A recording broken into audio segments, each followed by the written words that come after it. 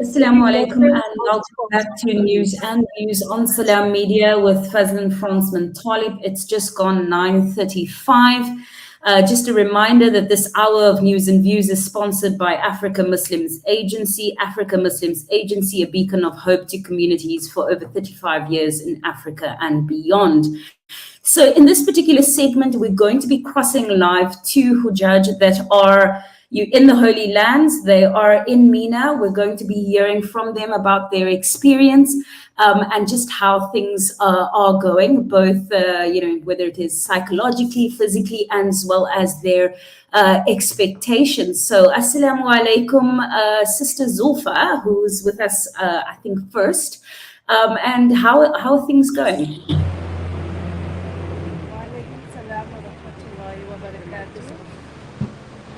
You are muted, Sister Zulfa. There we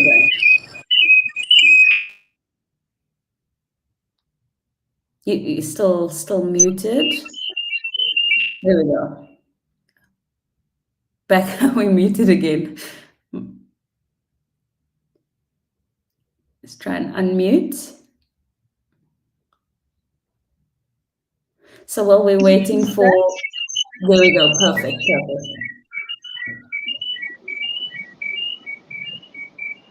Can you hear us that side? From your side, I can hear you. Obviously, you guys are in Mina at the moment. When did you arrive and how are things going at the moment? Yes, we are in Mina at the moment. So I'm with one particular tour company and the other two are with another one. We arrived this morning, well, we left the hotel about 3:20 and we arrived here just as it was Fajr, which was about 4:15 this morning. What about yourself, Layla and Fatih? What time did you arrive this morning? We ran to social of we decided to walk from Azizia to Mina, alhamdulillah. So we made Fajr in Azizia and from there we walked to Mina and it took us roughly about half an hour or so to get here. So we arrived here just shortly after Ishraq, which was after 6, shortly after 6, alhamdulillah. Alhamdulillah. So, Sister Leila, we'll start with you, seeing that the camera is on you guys. In terms of your, you guys have arrived in Mina. I'm assuming this is your first Hajj. How are you feeling at the moment? What is going through your mind and in your heart at present? Subhanallah, there's so much emotions that is taking place all at one time. It's really difficult also to verbalize it at this moment. But one thing that's really, one emotion that's really coming through is just, gratitude, subhanAllah, a lot of shukr to Allah subhanahu wa ta'ala for blessing myself and the rest of Hajj with this opportunity to stand here on Mina today, to afford us the opportunity tomorrow to make our way to Arafat, to stand on Arafat and to present ourselves to Allah subhanahu wa ta'ala. So our headspace, we're trying to, at the moment, I'm trying to connect my headspace with my heart space at the moment. So du'as for that, inshallah. Inshallah. We'll cross to the brother that's next to you. Just from his perspective in terms of the journey thus far, and how are you feeling?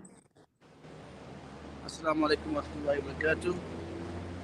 The journey thus far was like Sister Leila said, spiritually and uplifting in a way that can't be explained easily.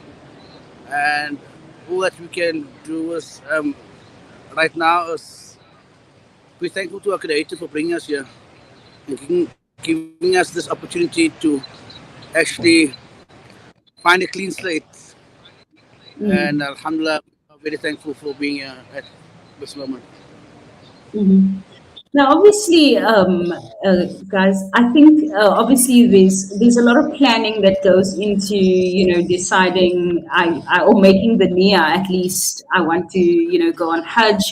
What has that journey been like for the both of you? When did it start? When there's that moment I think in your heart where you just know I think the time is right, and then obviously one waits for Allah to decide if that time is right. What was that moment like for you guys when you just knew, okay, wait, I know that this is something I want to do in the next few years? Yeah. Well, it comes a time in your life when you see family members that are going for Hajj. When it comes to the Hajj period, you're always yearning, heart's always yearning. So when I registered, my name was put down, but sometimes, you know, speaking from my personal experience, you put your name down, but you don't realize the magnitude of your intention that you are doing. But the registration, I registered in 2016, and there wasn't my name wasn't being accredited. But this year, for some reason, I had the strong yearning. It was during the Ramadan that I want to be in Makkah. I want to be I want to go and greet my Rasul Sallallahu Alaihi Wasallam. And I think that was affirmation for me that this will be my year this year. Alhamdulillah. And for yourself, brother? Now, Yeah, and for yourself, your journey to this particular point in terms of when your application started, and like at what point did you say, you know what, I feel like I want to do this as a younger person? Because obviously there's this perception, especially when we were growing up, where people were older when they went on Hajj, and mashallah, both of you guys are quite young. Alhamdulillah, I think we all feel young and we're still in the prime of our youth. But Alhamdulillah, the journey to Hajj for me was I registered in 2011, and me and my wife got accredited. And by the will of Allah, I got to take this journey. And leading up to this journey, I never thought I would be sitting here right now.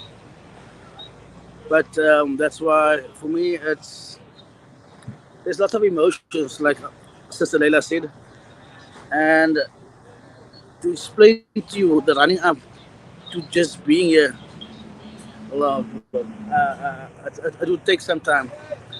But we are just thankful to Allah for bringing us here, for giving us this opportunity, and Alhamdulillah, we are just very thankful, and we are thankful to the people for supporting us, to our families, to our siblings, spouses, friends, community members. And wallahi, it has been the support has been so magnificent. And I can see like Sister Leila's in tears. I think I would leave it over to her, inshallah. She has more wording for us, inshallah. Sister Leila, from your side, just in terms of, there are millions of people on Hajj, and it's obviously a call that Allah makes to different people.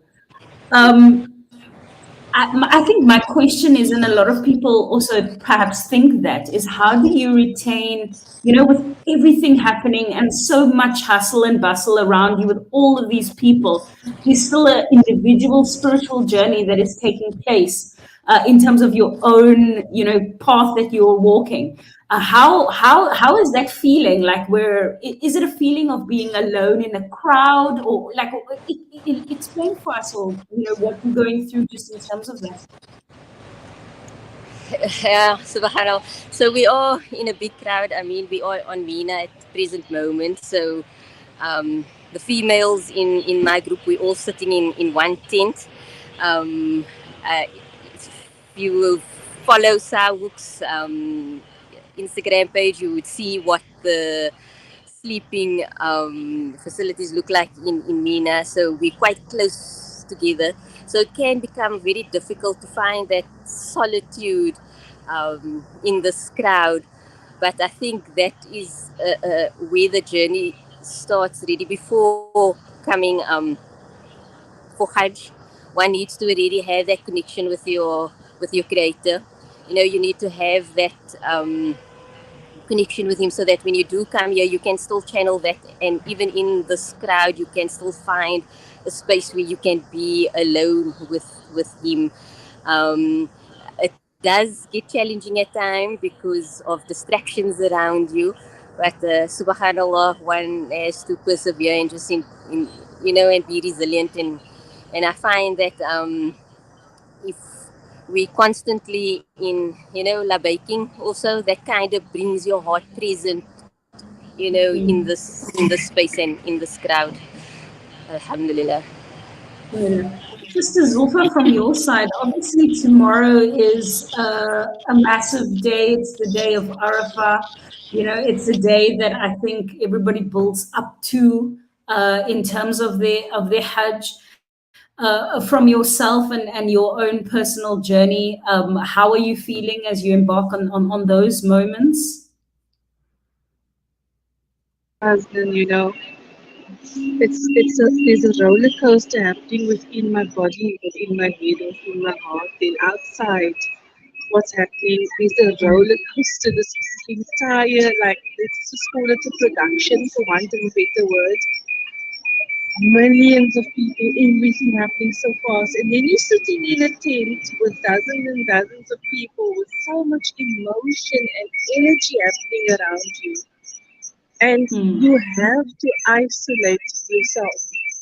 So just isolate oneself, have a plan, focus on your goals, focus on why you're here. There's only so little you can carry to distract you. But this is the important part of Islam that Hajj really brings to us, and that is that tadabbur, the tafakkur, the pondering, the reflection, your entire life just flashing, the things that come up within you, the remembrances that make you turn to Allah and ask Hmm. Allah for forgiveness, for guidance. Allah, don't take me there again ever. And then your human side also within that tent, you are so challenged. You've heard it's going to be hot. You've heard it's Hmm. going to be challenging. You heard it's going to be difficult. But believe me, I had no idea for me personally that it would be so difficult. Inshallah, we Hmm. make dua. We can only ask Allah to make it easy. Tomorrow is the day. Tomorrow we stand in front of the King of Kings. We are here already. We are preparing. We are really being fast tracked. We are honored. We are privileged to make dua. Inshallah, that we will please Allah. I mean, Allah will be pleased with us and Allah will accept. Ameen. Ameen. Sister Zulfa, I do want to, kind of lean into what you were saying, because I think it's quite a profound point.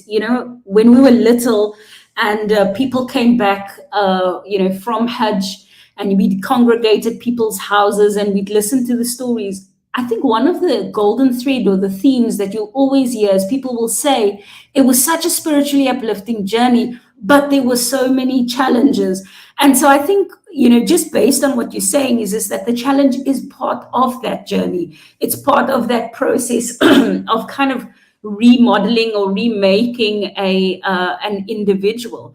But just in terms of the sense of camaraderie, I guess the question is, amongst the Hujaj that are there, what is that general atmosphere like? I think if you were to just pan out and look, not just from the South Africans, but just the Ummah in general that is there. I really underestimated so many things.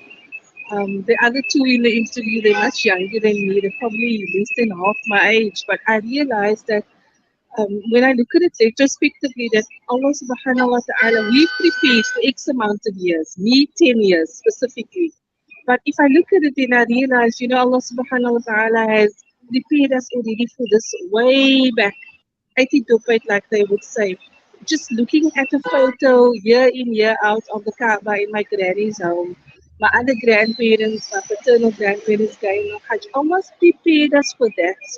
That sense of that ummah, that sense of that camaraderie already as a child, but it was unconsciously.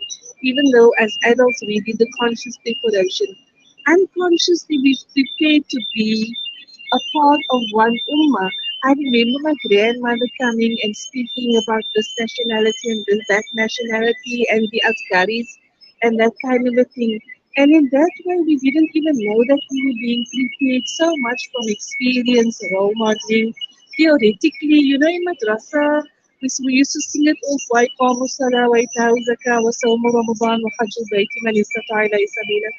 We were being prepared all the time to come together on this place and be one ummah. We just didn't know it consciously enough. You started out the conversation, Sister Husband. You said it's a psychological journey, it's a psychological challenge, it's a psychological battle.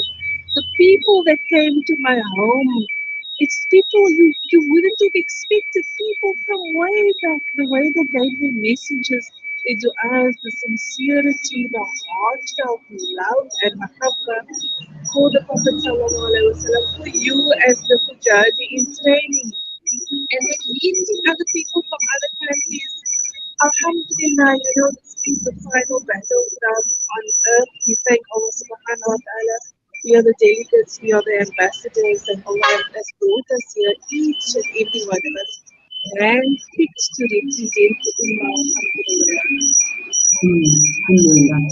Alhamdulillah. Sister Leila, just to go to you, obviously, I think being, in Mina, I think firstly, and being in the Holy Lands and, going on this particular spiritual journey, it requires a bit of unplugging from life as we know it, life back here, the hustle and bustle and the busyness and all the demands and expectations, whether it is within the context of family or work and all of that.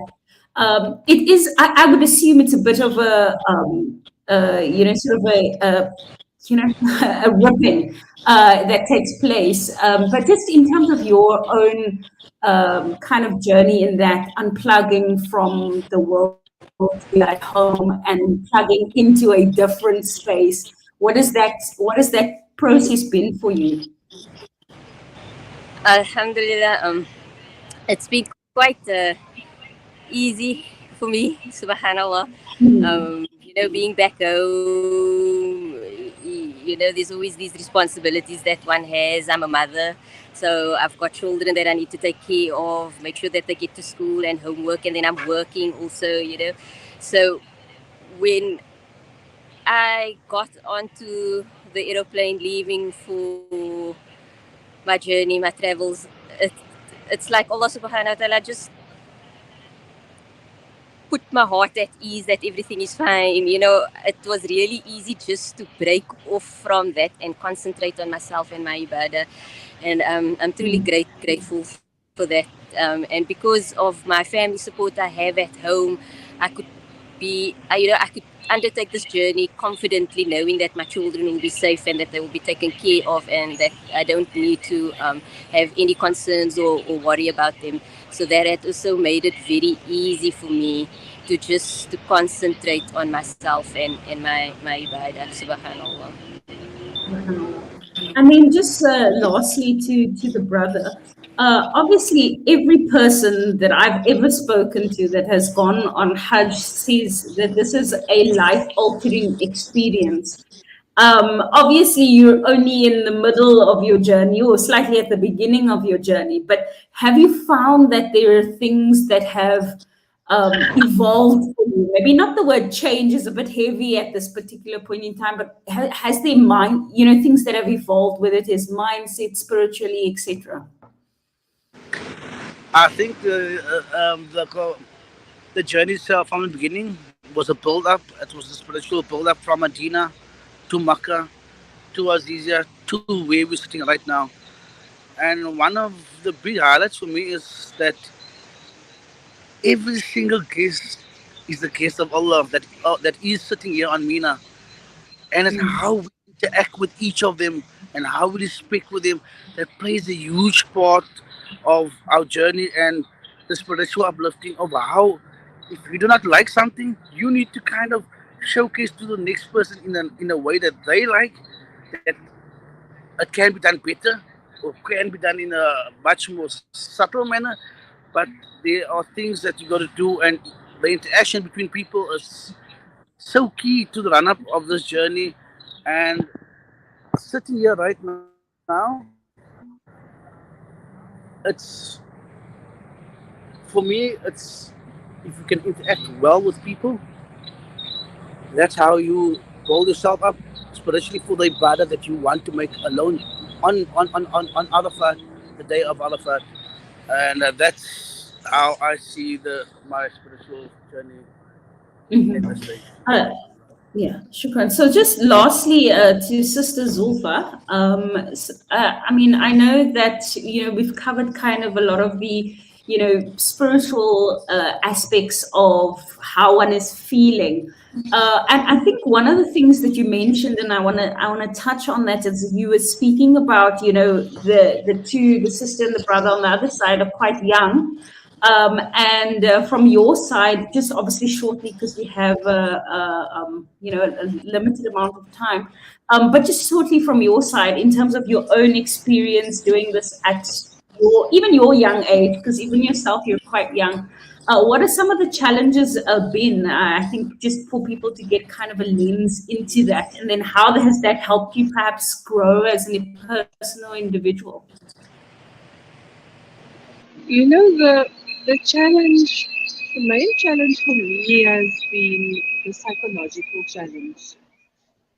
You know, you really quickly realize, it's not just the realization, but coming home to the realities of your own ego, coming home to the realities of your own shortcomings, your own weaknesses, that part of yourself that's not so pleasant. You know, the dua we make when we look in the mirror, Allahumma anta hasanta khalqi fa hasin khuluqi. Oh Allah, you have created me perfect in the perfect form and perfect my character. You know, it was very, very quickly that I came to realize these unpleasant things about myself. And very quickly you realize that things that you've known theoretically all your life, you are responsible for you. You know, you are not a victim. Whether you believe you can or you can't, you're right. And you realize that this is it. This is your final thing. I can't go home with the same approaches or the same issues or the same mindset. It's like a quick change. It's fast track 5 days, and you every day you need to up your game. You need to up your game. So that, Mm. having to pull myself right in that regard, you can't hold anybody else responsible. That's been exceedingly challenging. And I tell you, person, it is something that I've been working on in Cape Town a long time. Sure, there's the Hajj classes, there's the fit classes, there's that preparation, the talking classes to prepare you. But there's that psychological preparation to understand, okay, so we know that Allah subhanahu wa ta'ala doesn't change our condition until we change what is within ourselves. But how? Mm. How do I do that? So, yes, I have been preparing coaching and also seeing a counselor, but actually doing that on my own because, like, it's just you and I, Allah, please help me to change this. I know it's here, I know it's been here for a while. I want to change this. So that has been first and foremost for me something that I really need to work on, and I don't want to go back over that any longer. I mean, I'm not for that. Subhanallah. This has been quite a privilege, I think, for us as, myself, being part of this interview, but also just, I think, the people watching to hear live, from our hujaj that are in Mina at the moment.